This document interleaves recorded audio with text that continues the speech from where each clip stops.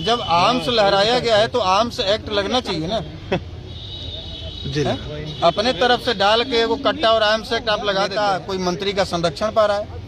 तो आप यदि नहीं गिरफ्तार कर सकते हैं तो आप हाथ खड़ा कीजिए। हम आपको वादा कर रहे हैं कि 24 घंटे के भीतर किसी बिल में होगा उसको टांग के लाके थाने में। किसी भी बाप के पास जाके पैर पकड़ ले, वो बचने वाला नहीं है।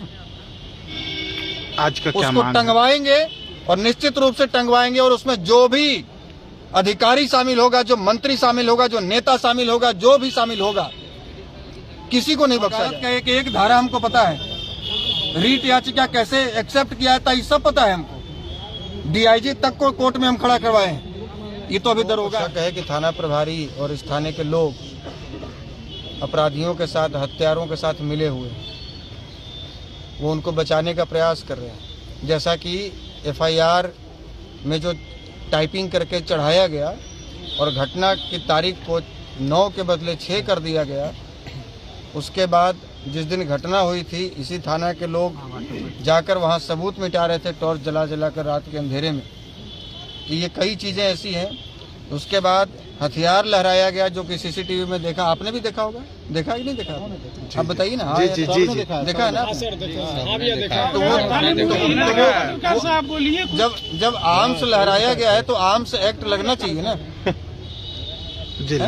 अपने तरफ से डाल के वो कट्टा और आर्म्स एक्ट आप लगा देते हैं, और जो रियल में आर्म्स लहरा रहा है उस पर आर्म्स एक्ट नहीं लगा रहे।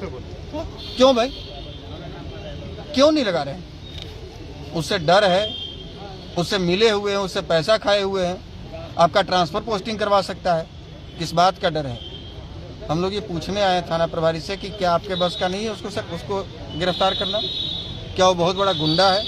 क्या वो बहुत बड़ा माफिया है? या वो किसी नेता, कोई मंत्री का संरक्षण पा रहा है? तो आप यदि नहीं गिरफ्तार कर सकते हैं तो आप हाथ खड़ा कीजिए। हम आपको वादा कर रहे हैं कि 24 घंटे के भीतर किसी बिल में होगा उसको टांग के लाके थाने में पटक देंगे। लेकिन आप पहले हाथ खड़ा कीजिए। घटनास्थल पर मारपीट भी किया अभी, सारा कुछ है, सब कुछ सीसीटीवी फुटेज में। मेरा भाई जब एक्सीडेंट हुआ, कमर में चोट लगी थी, इंटरनल ब्लीडिंग हुई थी, लेकिन वो बोल रहा था।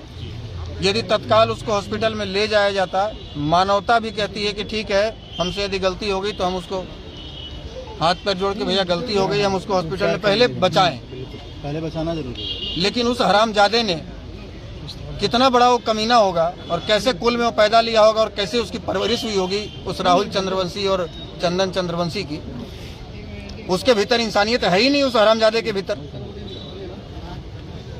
उसको तो लगा कि कोई सड़क छाप आदमी मर गया, अब इसको मार ही देते हैं, हॉस्पिटल पहुंच जाएगा, जिंदा हो जाएगा तो ये बयान दे देगा। और 1 घंटे तक वो हॉस्पिटल नहीं जाने दिया। लेकिन उसको पता नहीं है कि वो किसका भाई था।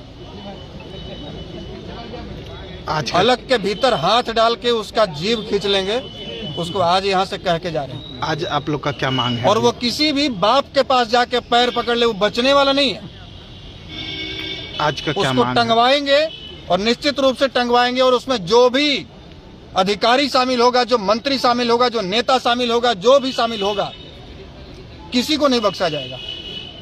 हम इसी के लिए जिंदा रहेंगे, अब केवल इसके लिए, केवल इसको सजा दिलवाने के लिए जिंदा रहेंगे, और जीने का मेरे पास दूसरा कोई कारण नहीं। हम लोग सब साथ हैं। क्या मांग है आज का, अभी का भी? मांग है थाना प्रभारी जो गलती की है जल्दी सुधार करें, नहीं तो सुधार करने का दूसरा तरीका अपनाएंगे। ये कोर्ट में हाजिरी लगाते लगाते परेशान हो जाएंगे, वर्दी नहीं पहन पाएंगे, इनको बता रहे हैं। इसके बाद हम लोग शांति से फिर से नहीं आएंगे। एफआईआर में नरमी जो बरता गया, ये वर्दी पहन के आराम से थाना में नहीं बैठेंगे।